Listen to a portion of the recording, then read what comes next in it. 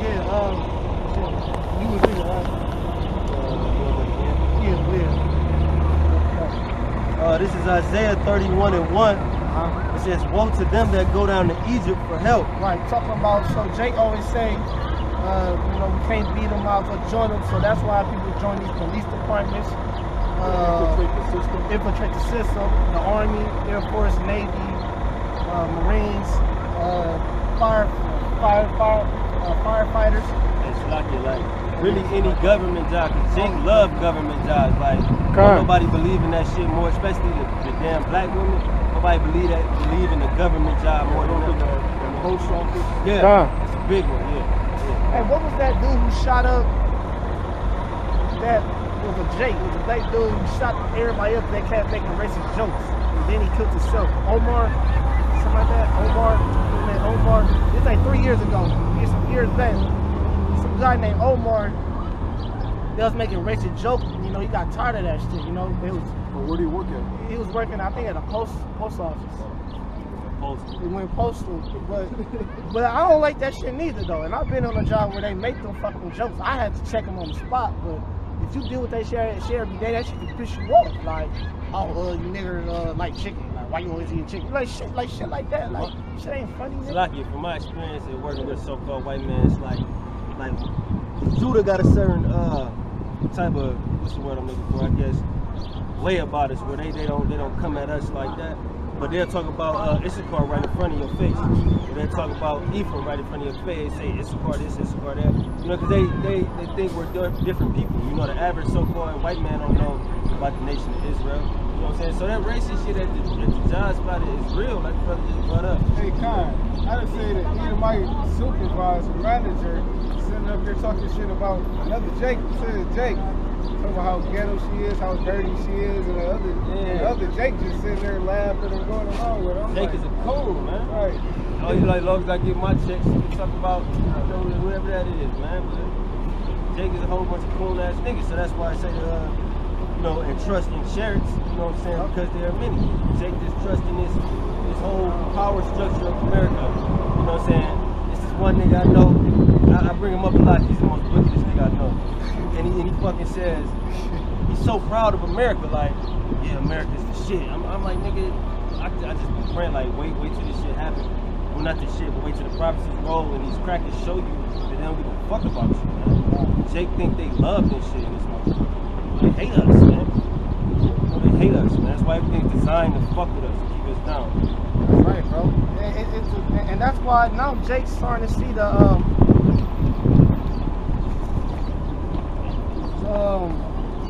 this kind of record down there. But now you see what's going on. These police officers, like, man, these fucking people ain't right.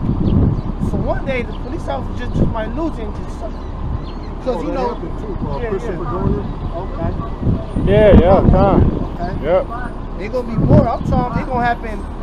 They gonna be just like in these jail systems. People, people that's locked up.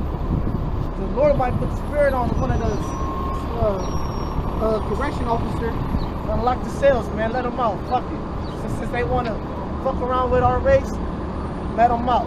Let's see what they do. Just like what happened in Batman. Give them a gun and have fun. Give them a gun and have fun. Jeremiah 2:33. And when the dollar collapsed, like when they can't, like when they have to take a pay cut and shit like that, but still work like the same amount of hours, that'll be a reason for them to be like, man, fuck this shit, Once they fuck with their money, God. Jeremiah 2:33. It says, "Why trimmest thou way to seek love?" Right. Why thou trimmest thy way to seek love from the wrong fucking people? You ain't gonna get love from no goddamn Edomite. He's not made to love. He's the Grinch. He don't have no heart. He don't have a soul. He don't have a spirit. He's not meant to love you, man. That little dude's a devil, man. That's a little devil. The devil in training. He's a devil. Man, I don't trust him. I don't trust him from the littlest to the biggest one, man. So read that back. Jeremiah 2:33. "Why trimmest thou way seek love. Right, and that goes back to Stockholm Syndrome, and we bring out that definition all the time.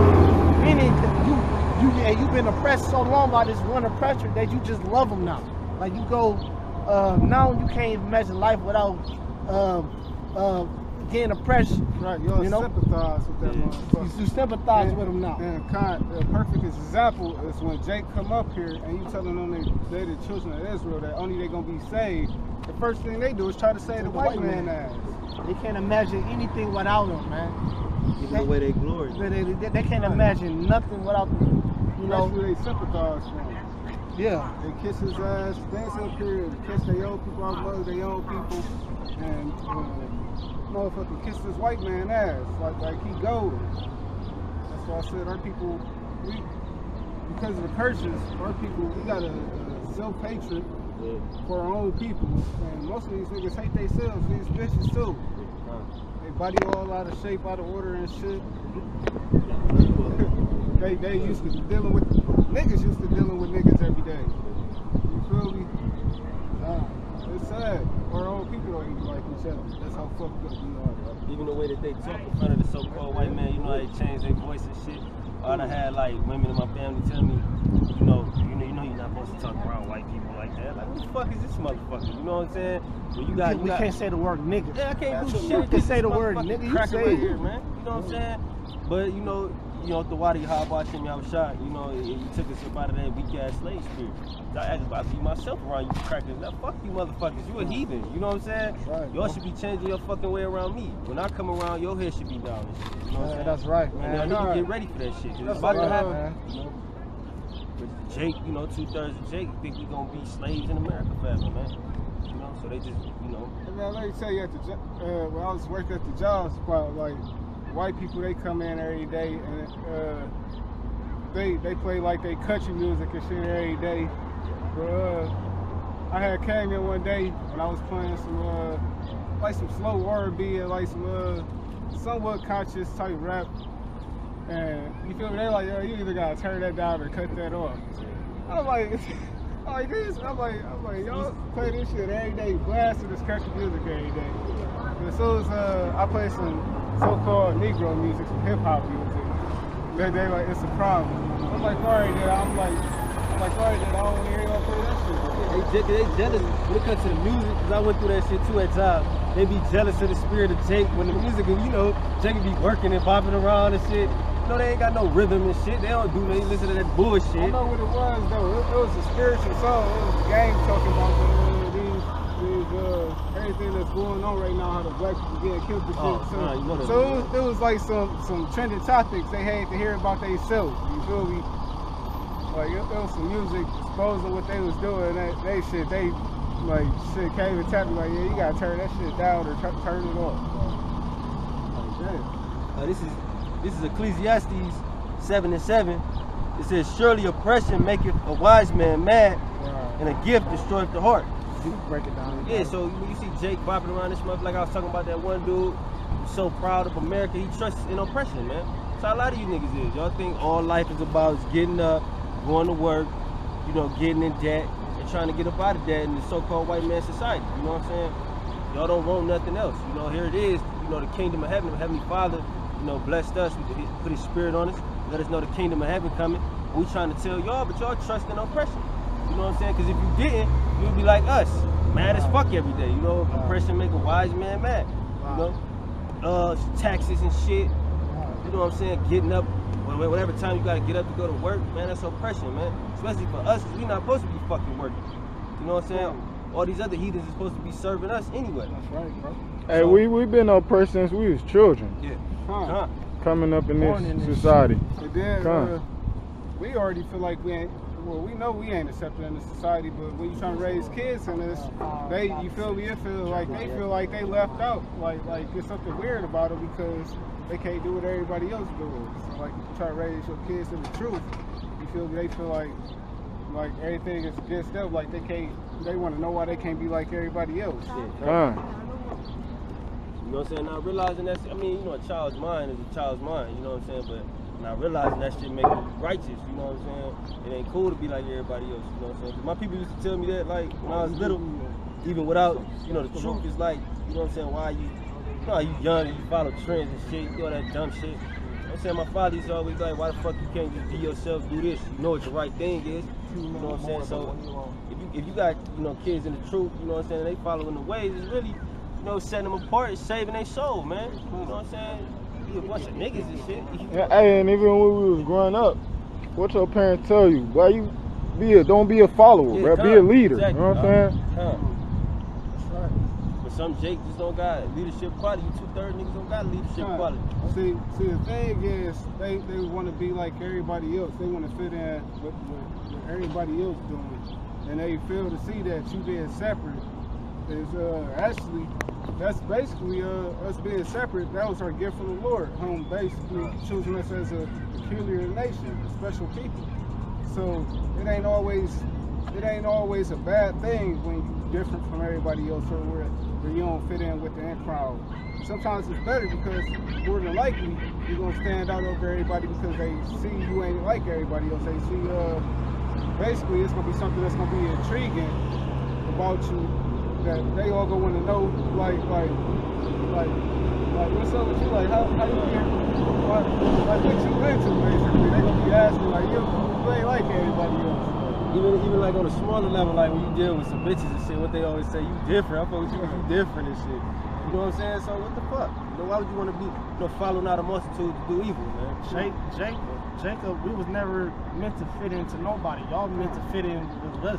Like, that's right. You know what I'm saying? Y'all the squares. Right. We the circles. You know, no squares in our circle, man. You can't never put a square. Two different shapes, man. They say that basically they was all giving everything according to after Israel received this portion. Basically, I'm trying to remember what scripture it is. Talking about the nation was divided, something for the nations according to the number of the children of Israel. How you paraphrase? You divided the nation right now. I know where it is online. You want that though? Yeah, 5 and 6. Yeah, 5 and 6. This is Jeremiah 5 and 6. It says, "Wherefore a lion out of the forest shall slay them, and a wolf of the evenings shall spoil them, and leopards shall watch over their cities." Right now, leopards is Edomites, man. Leopards shall watch over their cities, meaning they the checkpoints. You know, cameras with the facial recognition. They're like leopards. You know, a leopard. Well, you know, a leopard is only one of the is a diverse cat, meaning it hunts different than any other cat. A leopard can actually climb up a tree. Even sounded like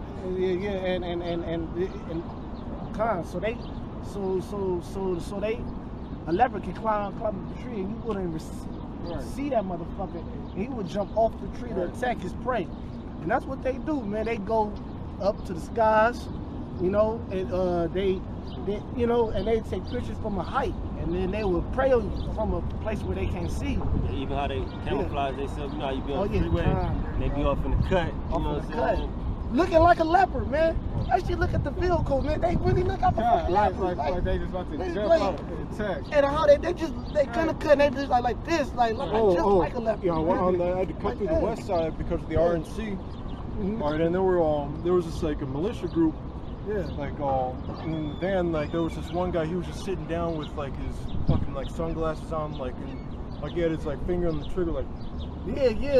Like looking like a fucking devil, like you is. Yeah. So read that back, Jeremiah. Jeremiah 5 and 6. "Wherefore a lion out of the forest shall slay them, and a wolf of the evening shall spoil them." Real quick, that's how you know this system, how they look at us. Overseas, they police cars stand out. They bright neon colors for white with the bright writings on it. Here, all their cars is black and they hide in the cut. Yeah, that's you like prey. Yeah. That's what I said. It's just basically prey. Almost every single city, like. When I so I was like living in I go back and forth from so I was going to school in Southern Ohio for a little bit. I remember one time like I like I went down like during like the early fall, and then I came up like for like the holidays, and all of a sudden like all the police cars were black in every city. Like that's when they started they stopped their contract with Ford, and then like you know, they got those short like military issue like Dodge. Bro. Some people good on that, bro. A leopard shall watch over their cities. Every one that goeth out thence shall be torn in pieces. Right, shall be torn in pieces. That's why you see these killers getting pulled over is the worst. Yeah, It's the getting most beaten to death. Getting beaten to death, man. That getting torn to pieces. That's because like it's kind of like getting mauled by an animal when you see like a shitload of people like beating the shit out of one person. Yeah, and that's trying to, because the leopard, when he gets hold, and when he get a hold of you, he stick his claws in you, and then he just gonna start going. That's what taser. The taser, that can be. That's like being pounced. That's a taser. They can describe it as a taser. First, they would lock you down. That's some handcuffs. They was sedate you, so you can't move. And these is so they are leopards, man. These devils are fucking leopards, bro. Times 100. You know. Only thing they missing. Say, what up, no, you good, brother? Bring it up, bro. Oh, God. Oh, no, bro, shit. Time in anytime, bro. Shit. Okay.